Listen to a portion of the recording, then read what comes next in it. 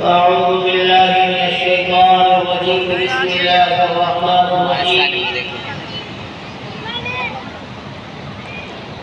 يا أيها الذين آمنوا قوا أنفسكم وأهليكم نارا وقال النبي صلى الله عليه وسلم ألا كلكم راع وكلكم مسؤول عن رعيته صدق الله العظيم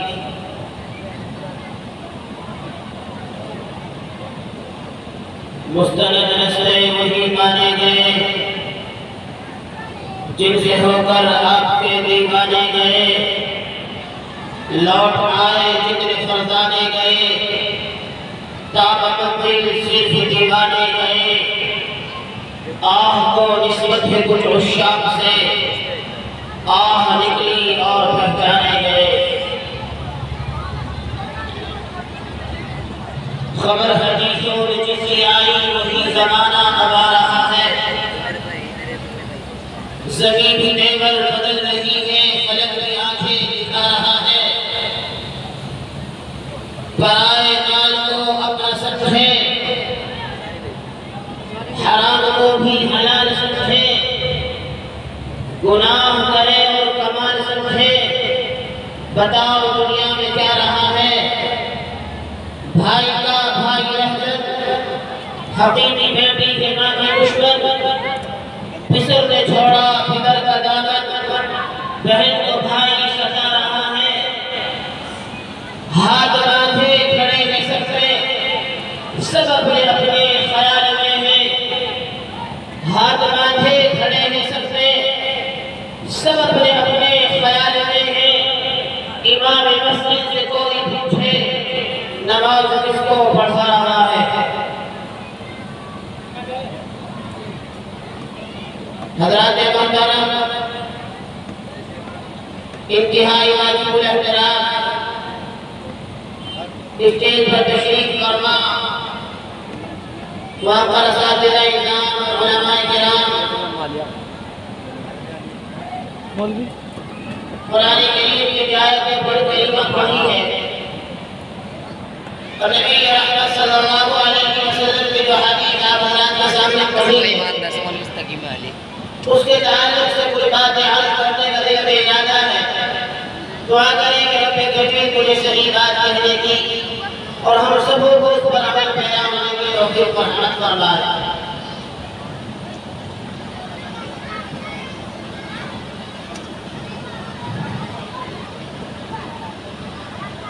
اللہ تعالیٰ کا بے پایا فضل اس کا کرم اس کا احسان ہے اور اس کی بے شمار عنایتیں ہمارے اوپر ہر وقت بارش کی طرح برس رہی ہیں اس کی بے شمار نعمتوں کو ہم اپنی آنکھوں سے مشاہدہ کرتے ہیں کسی نعمتیں اللہ تعالیٰ کی طرف استعمال میں لاتے ہیں صحیح بات تو یہ ہے کہ انسان اللہ کی ایک نعمت کا بھی شکر ادا نہیں کر سکتا ایک نعمت پہ اللہ کی کتنے گوشے ہوتے ہیں کتنے پہلو ہوتے ہیں اللہ تعالیٰ کی نعمتوں کو اگر شمار کرنا چاہے تو نہیں کر سکتا قرآن کریم میں اللہ تعالیٰ فرما رہے ہیں وَإِن تَعُدُّوا نِعْمَتَ اللَّهِ لَا تُحْصُوهَا اگر تم اللہ کی ایک نعمت کو شمار کرنا چاہو اس نعمت میں کتنے گوشے اور پہلو پوشیدہ ہوتے ہیں تو نہیں کر سکتے یاد رکھیے گا کہ اللہ تعالیٰ کا اپنی نعمتوں کے تعلق سے ضابطہ ہے اور وہ ضابطہ قرآن کریم میں بیان کیا گیا ہے اللہ تعالیٰ فرما رہے ہیں لَئِن شَكَرْتُمْ لَأَزِيدَنَّكُمْ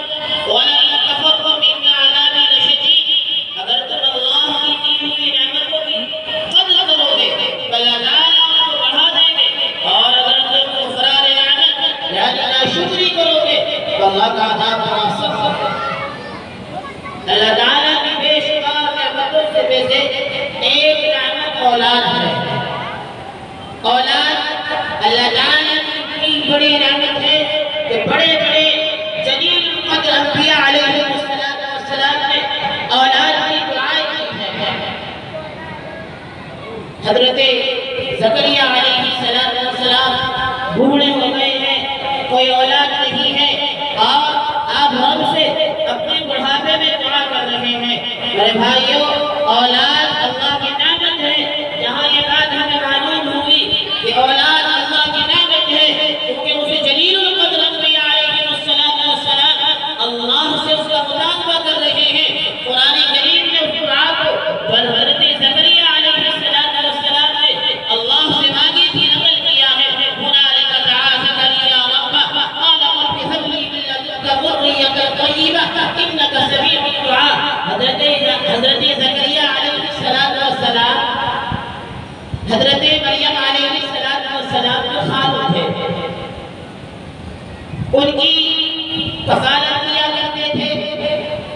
بیت المقدس میں ایک جگہ کا تعمیر کرا دیا گیا اور اس میں حضرت مریم علیہ السلام رہا کرتی تھی۔ ان کی ضرورت کے لیے، ان کی مزاج پرسی کے لیے جب حضرت زکریا علیہ السلام کے کمرے میں داخل ہوتے تو دیکھتے یہ ہیں کہ وہاں پہ موسم کے پھل موجود ہیں۔ ابھی وہ پھل کا سیزن بھی نہیں ہے، ابھی وہ پھل چل بھی نہیں رہے ہیں اور ان کا کوئی انتظام بھی نہیں ہے، لیکن جب حضرت زکریا علیہ السلام حضرت مریم کے کمرے میں داخل ہوتے ہیں تو دیکھتے یہ ہیں کہ وہاں پہ موسم کے پھل موجود ہیں۔ كلما دخل عليها زكريا المحراب وجد عندها رزقا۔ جب حضرت زکریا علیہ السلام اس کمرے میں داخل ہوتے تو پوچھتے، دیکھتے اور اپنی آنکھوں سے مشاہدہ کرتے کہ وہاں پہ موسم کے پھل ہوتے تھے۔ ایک دن حضرت مریم علیہ السلام سے پوچھ لیا، انا لکی ھذا، مریم یہ پھل تمہارے لیے کہاں سے آتا ہے؟ قالت هو من عند الله ان الله يرزق من يشاء بغير حساب۔ حضرت مریم علیہ السلام نے دیا یہ اللہ کی طرف سے آتے ہیں اور اللہ جس کو چاہتے ہیں بے حساب دیتے ہیں۔ جب حضرت زکریا نے یہ دیکھا کہ جو اللہ بے موسم کے پھل کھلانے پر قادر ہے وہ مجھے بڑھاپے میں اولاد بھی دے سکتا ہے، چنانچہ وہی اس آرزو نے، اس تمنا نے، اس خواہش نے اپنے دل میں اقرار کی اور رب کے سامنے ہاتھ اٹھا کے هنالك دعا زكريا ربه قال رب هب لي من لدنك ذرية طيبة إنك سميع الدعاء۔ اے اللہ مجھے پاکیزہ اولاد عطا فرما، آپ کے دعاؤں کے سننے والے ہیں۔ یہ حضرت زکریا علیہ السلام نے دعا کی اور سورہ مریم میں جو دعا کا انداز ہے وہ بڑا عجیب انداز ہے۔ وہ کیا ہے؟ حضرت زکریا فرما رہے ہیں، اے اللہ میں بوڑھا ہو گیا ہوں، میرے سر میں بڑھاپا چھا گیا ہے، اے اللہ میری ہڈیاں بوسیدہ ہو گئی ہیں، کمزور ہو گئی ہیں اور میری بیوی اس عمر پر پہنچ گئی ہے جس میں عادت اولاد نہیں ہوتی۔ اے اللہ مجھے نیک صالح اولاد عطا فرما۔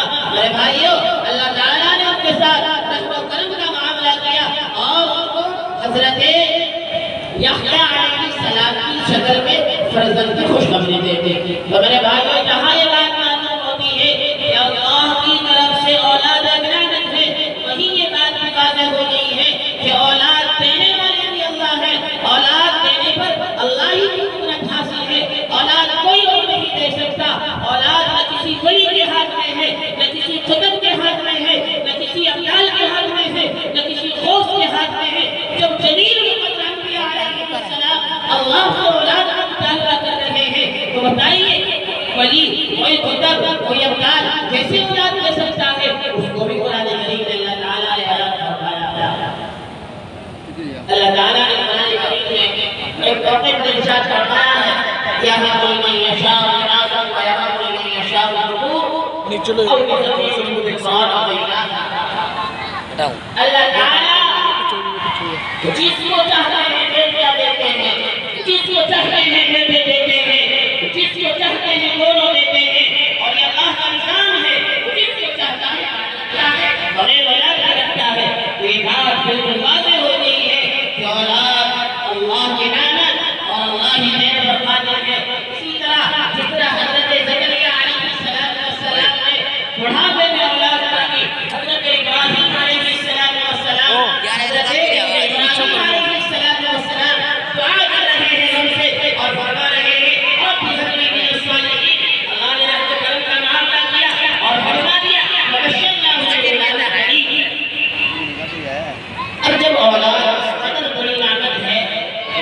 تو اس کی اہم ذمہ داریاں بھی ہیں جو اولا تو والدین اور سرپرستوں پر عائد ہوتی ہے۔ کل قیامت کے دن اللہ کے دربار میں پوچھا جائے گا ماذا علمتہ وماذا علمتہ، تم نے اپنے اولاد کو کیا تعلیم دی تھی اور کیا ادب سکھایا تھا۔ باپ سے اولاد کے بارے میں یہ سوال کیا جا رہا ہے، اور نبی رحمت صلی اللہ علیہ وسلم نے ارشاد فرمایا الا کلکم راع وکلکم مسئول عن رعیتہ، تم میں ہر ایک ذمہ دار ہے۔ کل قیامت کے دن اللہ کے دربار میں اس سے اس کی اولاد کے بارے میں، اس کے ماتحتوں کے بارے میں سوال کیا جائے گا، پوچھا جائے گا ہم نے تمہیں ان کے اوپر فوقیت دی تھی، ہم نے تمہیں ان کے اوپر اہمیت دی تھی، تم نے ان کا کیا حق ادا کیا ہے۔ جب نبی رحمت صلی اللہ علیہ وسلم نے یہ بات حدیث میں فرما دی تو اللہ تعالیٰ نے قرآن کریم میں بھی بات فرمایا ہے۔ قرآن کریم میں اللہ فرماتے ہیں یا ایھا الذین آمنوا قوا انفسکم واہلیکم نارا، اے ایمان والو بچاؤ اپنے آپ کو اور اپنے عیال کو، اس چیز سے بچائیں جہنم کی آگ سے جس کا ایندھن انسان اور پتھر ہوں گے۔ اللہ کتنے کریم ہیں، اللہ کتنے رحیم ہیں، اپنے بندوں کو کس قدر معاف کرنا چاہتے ہیں۔ پہلے ہی آگاہ کر دیا، پہلے ہی متنبہ کر دیا، پہلے ہی ہوشیار کر دیا۔ خبردار غفلت کی زندگی نہ گزارنا، خبردار بے پرواہی کی زندگی نہ گزارنا۔ اللہ نے جن کے اوپر تمہیں فوقیت دی ہے، کل قیامت کے دن ان کے بارے میں سوال کیا جائے گا۔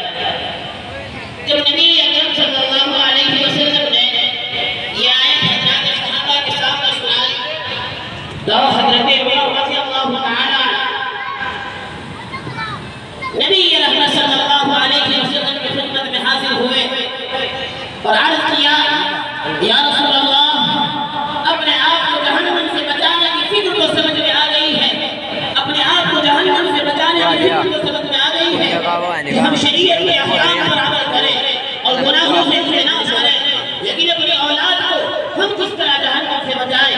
نبی رحمت صلی اللہ علیہ وسلم نے ارشاد فرمایا، اللہ کے رسول علیہ السلام نے ارشاد فرمایا اللہ نے جن کاموں کا کرنے کا حکم دیا ہے آپ ان پر سختی سے عمل کیجئے اور اپنی اولاد کو بھی آگاہ کیجئے، اپنی اولاد کے بارے میں، اپنی اولاد سے بھی ان چیز کے بارے میں جو اللہ نے کرنے کا حکم دیا ہے ان سے بات پوچھ لیجئے، سوالات کیجئے۔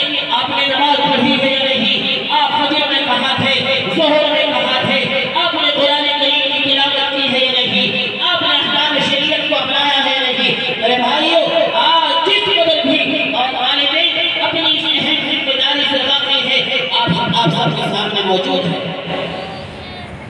جہاں ہم خود اپنی ذات کے لیے پسند کرتے ہیں، ہم یہ کوشش کرتے ہیں کہ ہم نماز کی پابندی کریں، قرآن کریم کی تلاوت کریں، شریعت کے جو دوسرے احکام ہیں ان کی پیروی کریں، اسی طرح ہمارے اوپر لازم ہے، ضروری ہے کہ ہم اپنی اولاد کے بارے میں سوال کرتے رہیں، ان کی طرف سے بے خبر نہ ہو۔ ضروری ہے۔ اب اولاد کے حقوق کیا ہیں؟ اولاد کے حقوق کیا ہیں؟ حضرت ابو سعید خدری اور حضرت ابن عباس رضی اللہ تعالیٰ بیان فرماتے ہیں کہ جب بچہ پیدا ہو جائے تو اس کا اچھا نام رکھا جائے، اس کا ایسا نام رکھا جائے کہ وہ اسلامی نام ہو، جس کے معنی اچھے ہو۔ جب اس کا نام کسی کے سامنے لیا جائے تو فوراً سمجھ جائے کہ یہ مسلمان کا بچہ ہے۔ جب بولنے کے قابل ہو جائے تو اس کو دینی تعلیم دلائی جائے، اور جب وہ شادی کی عمر کو پہنچ جائے تو شادی کی عمر کو پہنچنے پر اس کا کسی اچھے خاندان میں، اچھے رشتہ دار میں نیک صالحہ اور متقیہ اور پرہیزگار عورت سے اس کا نکاح کر دیا جائے۔ یاد رہے یہ بات، اگر والدین اپنے اس فریضے میں کوتاہی برتیں گے اور اولاد نے کوئی گناہ کر دیا تو اولاد کا وہ گناہ باپ کے ذمے پہ ہوگا۔ 2 منٹ میں اپنی بات ختم کر رہا ہوں۔ حضرت عمر رضی اللہ تعالیٰ کا دور ہے، ایک بوڑھے ایک بڑے میاں حضرت عمر کے پاس آئے اور آ کر یوں عرض کیا، اے امیر المومنین، میرا لفظ ذکر میرا حق ادا نہیں کرتا۔ حضرت عمر نے اس اور بلانے کے بعد پوچھا تمہارا یہ بوڑھا باپ تمہاری شکایت کر رہا ہے، تمہیں کہہ رہا ہے کہ تم اس کا حق ادا نہیں کرتے۔ اس نوجوان نے پر دستہ حضرت عمر رضی اللہ تعالیٰ عنہ سے سوال کر لیا، اے امیر المومنین کیا اولاد کے کچھ حقوق ہوتے ہیں؟ حضرت عمر رضی اللہ تعالیٰ نے فرمایا ہاں اولاد کے بھی حق ہوتے ہیں۔ فرمایا آپ بیان کیجئے۔ حضرت عمر رضی اللہ تعالیٰ نے جب پہلا حق بیان کیا، یاد رکھو مسلمانوں کیا تھا؟ حضرت عمر نے فرمایا پہلا حق یہ ہے کہ ابھی دنیا میں اولاد نہیں آئی، اس سے پہلے اس کا حق ادا ہو رہا ہے، اس سے پہلے اس کا حق بیان کیا جا رہا ہے۔ وہ کیا ہے کہ باپ اپنی اولاد کے لیے ایک ایسی صالحہ پاک دامن پارسا عورت کے انتخاب کرے، ایسی عورت کو چنے جو پارسا ہو، جو متقیہ ہو، جو صالحہ ہو، جو نیک ہو، جو صالحیت و صلاحیت کی حامل ہو، یعنی اپنی بیوی ایسی عورت کو بنائے جس میں نیکیاں ہو، نیکی کا مزاج ہو۔ دوسرا کیا ہے اللہ کے امیر المومنین، دوسرا کیا حق ہے؟ حضرت عمر نے فرمایا جب بچہ پیدا ہو جائے تو اس کا نام اسلامی نام رکھا جائے، اس کا نام اچھا نام رکھا جائے۔ تیسرا کیا ہے؟ تیسرا یہ ہے کہ اس کو دینی تعلیم دی جائے، قرآن سے مربوط کیا جائے، نبی رحمت صلی اللہ علیہ وسلم کی تعلیم سے اس کو شناسائی کرائی جائے، نبی رحمت صلی اللہ علیہ وسلم کی تعلیم سے اس کو جوڑا جائے۔ جب یہ تینوں حقوق جب حضرت عمر نے بیان کر دیے تو اس نوجوان نے کہا میرے باپ نے میرا پہلا حق ادا نہیں کیا، ایک بندہ ایک فاحشہ عورت سے نکاح کیا جس کے پیٹ سے میں پیدا ہوا۔ دوسرا ہم نے پہلا حق یہ ضائع کیا، دوسرا حق یہ ضائع کیا کہ جب میں پیدا ہوا میرے باپ نے میرا نام جعل رکھا جس کے نام گندگی کے کیڑے پہ آتے ہیں۔ تیسرا حق دوسرا حق یہ ضائع کیا، تیسرا حق یہ ضائع کیا کہ میرے والد نے مجھے قرآن کی تعلیم سے، نبی رحمت صلی اللہ علیہ وسلم کے فرمان سے، پیغمبر نبی کی تعلیم سے مجھے دور رکھا۔ میرے باپ نے میرے تین حقوق کو ضائع کیا ہے۔ چنانچہ امیر المومنین نے فرمایا جو باپ اپنی اولاد کا حق ادا نہیں کرتا اس کو کوئی حق نہیں ہے کہ وہ اپنے حق کے بارے میں اسے سوال کرے۔ اور یہ بڑی اہم ذمہ داریاں ہیں اس کے بارے میں۔